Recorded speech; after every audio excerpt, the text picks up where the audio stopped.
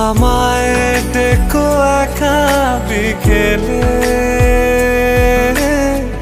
কখনো কোনো ব্যথা পেলে। আমায় রেখো প্রিয় প্রহরে,